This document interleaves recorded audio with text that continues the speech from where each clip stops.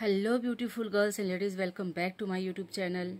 कैसे हो आप सब? मैं उम्मीद करती हूँ, आशा करती हूँ कि आप सब बहुत अच्छे होंगे और मेरी आने वाली इस नई वीडियो का बहुत बेसब्री से इंतज़ार करते होंगे।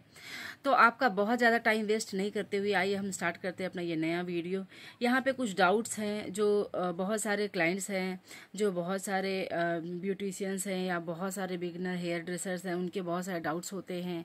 और इवन बहुत सारे जो कस्टमर्स होते हैं, क्लाइंट्स होते हैं, उनके सबसे बड़े डाउट्स ये होते हैं कि वो प्रोटीन ट्रीटमेंट करा तो लेते हैं, वो बोटॉक्स या नैनोप्लास्टी या केराटिन करा तो लेते हैं, लेकिन उसके बाद जब उसको प्रिकॉशन करने की बारी आती है, उसकी केयर करने की बारी आती है, तो वो उनको समझ में नहीं आता है और उनके रिजल्ट जो है बहुत जल्दी चले जाते हैं। तो मैं यहाँ पे आपको एक चीज़ बताना चाहूँगी। और कई बार ऐसा होता है कि जब वो सैलून में जाते हैं इस चीज़ के लिए बात करने हेयर ड्रेसर से जिसने उनका ट्रीटमेंट किया हुआ है, तो वो भी उनको रिकमेंड करेंगे, आप मैम आप स्पा करा लो, आप ये ट्रीटमेंट ले लो, वो ट्रीटमेंट ले लो, तो आपका बहुत ज़्यादा लॉन्ग लास्टिंग रिजल्ट रहेगा। तो मैं आपको बताना चाहती हूँ कि आपको इन सब चीज़ों पर नहीं जाना है। आप सबसे पहले जब आप प्रोटीन या कोई भी प्रोटीन ट्रीटमेंट लेते हो, लाइक बोटॉक्स हो गया, नैनोप्लास्टिया हो गया, या ब्लूटॉक्स हो गया, या केराटिन हो गया, तो ये जो ट्रीटमेंट्स होते हैं ना, ये ट्रीटमेंट्स आपके बालों को नरिशमेंट देने के लिए ही होते हैं और इसमें प्रोटीन इन्फ्यूज़ किया जाता है। तो अगर आप इस नरिशमेंट इस ट्रीटमेंट के बाद अगर आपके बालों को लगता है कि और ज़्यादा नरिशमेंट मिल सकता है, तो आप बिल्कुल गलत सोच रहे हो। अगर इस ट्रीटमेंट के बाद आप अपने बालों की सही तरीके से केयर करोगे, तो आपका ये जो ट्रीटमेंट है ना, आपका इसका जो रिजल्ट है ना, वो बहुत लॉन्ग लास्टिंग रहने वाला है। तो इसमें सबसे ज़्यादा ध्यान देने वाली पहली बात तो ये है कि जब आप कोई भी ये ट्रीटमेंट कराते हो, प्रोटीन ट्रीटमेंट, तो उसके बाद जो आपका हेयर ड्रेसर रेकमेंड करता है, सिर्फ और सिर्फ वही प्रोडक्ट आपको अप्लाई करने हैं अपने हेयर पे। दूसरा कोई प्रोडक्ट अप्लाई नहीं करना है। आपको वही शैम्पू यूज़ करना है, वही मास्क यूज़ करना है। और दूसरी चीज़, क्योंकि जो नॉर्मल शैम्पू होते हैं या मास्क होते हैं, उसमें सल्फ़र होता है, सल्फ़र हो सकता है, या कुछ ऐसे केमिकल्स, ऐसे प्रोडक्ट्स हो सकते हैं जो आपके केमिकल कोटिंग को डिस्टर्ब कर सकता है, उसको ब्रेक कर सकता है। तो उसके बाद जो आपका रिजल्ट है ना, वो चला जाएगा। तो आपको इस बात का ख्याल रखना है कि जब भी आप कोई भी प्रोटीन ट्रीटमेंट कराते हैं, तो सिर्फ और सिर्फ आपके हेयर ड्रेसर से रिकमेंडेड शैम्पू को और मास्क को ही यूज़ करना है।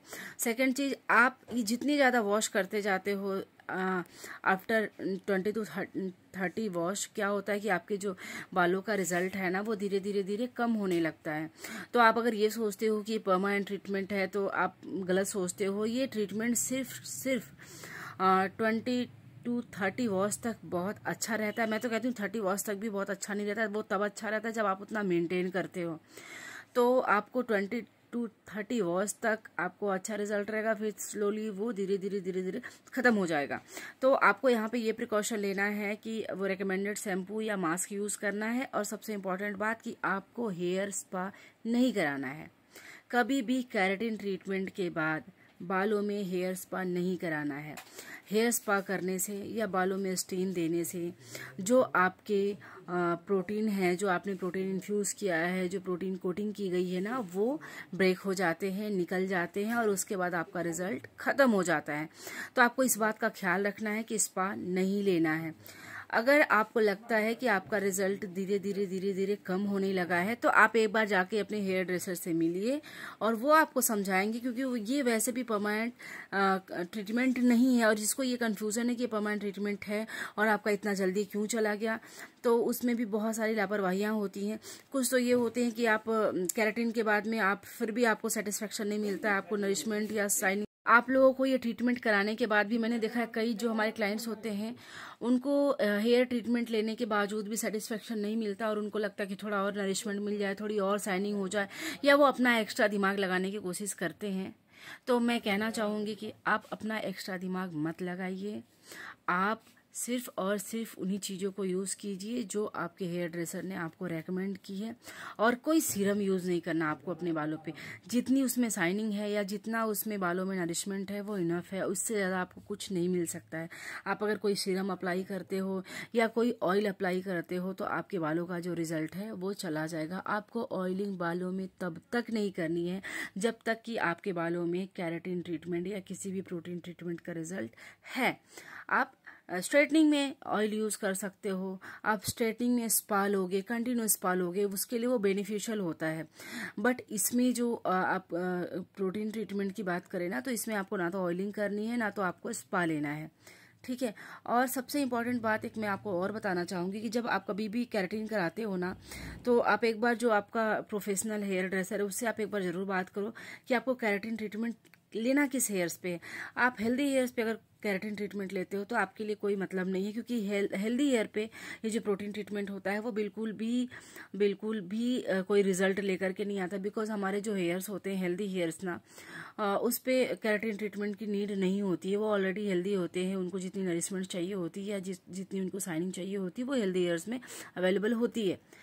प्रॉब्लम ये होती है कि जब हमारे हेयर्स बहुत फ्रिजी हो गए या केमिकली ट्रीटेड हेयर्स हो गए, तो इन सारे हेयर्स पे आपको केराटिन ट्रीटमेंट लेना चाहिए।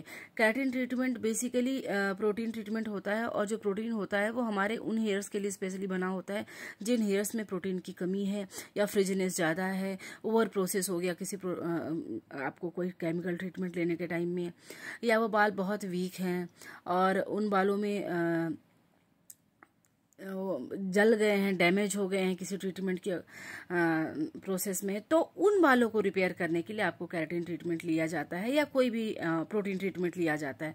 प्रोटीन ट्रीटमेंट इस तरीके से किसी भी बालों पे यूज़ नहीं होता। और अगर आप हेल्दी हेयर पे कोई आपको हेयर ड्रेसर आपको रेकमेंड करता है कि मैम आप केराटिन करा लो, बाल अच्छे हो जाएंगे, तो आप इस चीज़ को क्लियर करिए कि आपको हेल्दी हेयर्स है तो आपको केराटिन ट्रीटमेंट लेने की ज़रूरत नहीं है। हाँ, आप स्मूथनिंग ले सकते हो या ऐसे और भी कुछ कई ट्रीटमेंट होते हैं जो आप अपने बालों को नरिशमेंट के लिए या शाइनिंग के लिए ले सकते हो, बट आप केराटिन ट्रीटमेंट नहीं लोगे। केराटिन ट्रीटमेंट से कोई बहुत ज़्यादा आपको बेनिफिट नहीं होगा। तो आई होप कि आपको मेरा ये जो वीडियो है वो अच्छा लगा होगा, और मैंने जो बातें बताई हैं उसको आप थोड़ी सी केयर करोगे, ध्यान दोगे, तो आपका जो केराटिन या किसी भी प्रोटीन ट्रीटमेंट का जो रिजल्ट है वो अच्छा जाएगा। और मुझे लगता है कि मैं जो वीडियोस में जो आपको टिप्स देती हूँ या जो छोटी छोटी आपको ऐसी बातें बताती हूँ, जो प्रिकॉशंस बताती हूँ, वो आपके लिए काफ़ी यूज़फुल होते होंगे। तो प्लीज़ मुझे सपोर्ट करिएगा और मुझे कमेंट करके बताइएगा कि आपको मेरे वीडियोस कैसे लगते हैं। और अगर कोई ऐसा स्पेशल टॉपिक है जिस पे आपको जानना चाहते हैं या आपको लगता है कि मैं उसके बारे में कोई वीडियो बनाऊं, तो प्लीज़ आप मुझे एक बार कमेंट करके ज़रूर बताइए। और मेरे वीडियोस आपको कैसे लगते हैं ये भी प्लीज़ मुझे ज़रूर बताइएगा। और अगर आप मेरे चैनल पे पहली बार आए हो तो प्लीज़ मेरे चैनल को सब्सक्राइब करिए, मेरे वीडियोस को शेयर कीजिए, और मुझे इसी तरीके से ढेर सारा प्यार और सपोर्ट देते रहिए।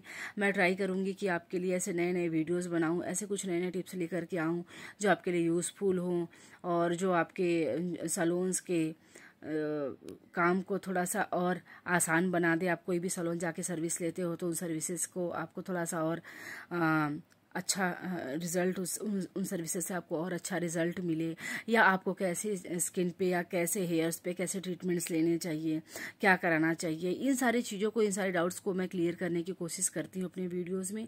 और मैं ट्राई करूँगी कि मैं ऐसे और भी बहुत सारे छोटे छोटे ऐसे वीडियोस लेकर के आऊँ जिससे आपको थोड़ी हेल्प हो।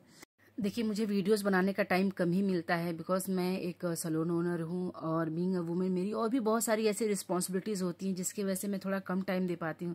पर आप समझिए कि इतना इम्पॉर्टेंट और इतने बिजी शेड्यूल में से भी मैं ये टाइम निकाल करके आप लोगों के लिए वीडियोज़ बना रही हूँ।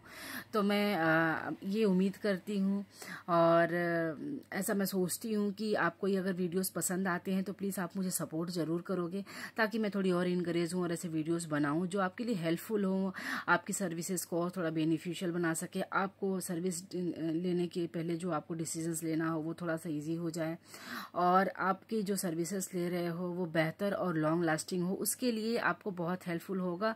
और सबसे बड़ी बात है, सबसे इम्पोर्टेंट बात है कि जो बिगिनर्स हैं, जो अभी अपना सैलून स्टार्ट किए हैं, या जो ऐसे हेयर ड्रेसर हैं जिनको अभी थोड़ी कुछ चीज़ों को लेकर के कन्फ्यूज़न होता है, उन लोगों को भी ये वीडियोस बहुत हेल्पफुल होंगे, उनकी बहुत हेल्प करेंगे, क्योंकि मैं वो बातें बताती हूँ, मैं वो चीज़ें बताती हूँ जो हर कोई नहीं बताता है। बहुत सारी एकेडमी में भी इन सारे डाउट्स को क्लियर नहीं किया जाता है, वहाँ पे कोर्स तो करा देते हैं, बट कोर्स के बाद उनको केयर कैसे करनी है, प्रिकॉशंस कैसे करना है, पोस्ट और प्री किस तरीके से चीज़ों को मैनेज करना है, वो सारी चीज़ें नहीं बताते हैं। तो मैं उन सारी चीज़ों पर भी आपके डाउट्स क्लियर करती हूँ। तो मैं उम्मीद करती हूँ कि आप इस तरीके से मुझे सपोर्ट करोगे। और मैं कोशिश करूंगी फिर ऐसे और भी नए और नॉलेजेबल वीडियोस लेकर के आपके लिए आती रहूं। प्लीज़ आप मुझे बताइएगा कि आपको कैसे वीडियोस देखने हैं। और सबसे इम्पोर्टेंट बात कि अगर आप पहली बार मेरे चैनल पे आओ तो प्लीज़ मेरे चैनल को सब्सक्राइब करके जाओ और शेयर करो मेरे चैनल को ज़्यादा से ज़्यादा।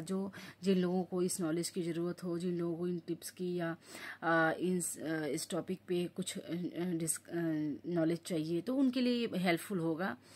तो ठीक है, फिर मिलते हैं एक नए वीडियो में एक नए टॉपिक के साथ, खूब सारी नॉलेज की बातें लेकर के, जहां हम डिस्कस करेंगे आपके जो कन्फ्यूजन्स हैं, आपके जो डाउट्स हैं, उनको क्लियर करेंगे। तो तब तक के लिए अपना ख्याल रखिएगा। Bye bye, thank you.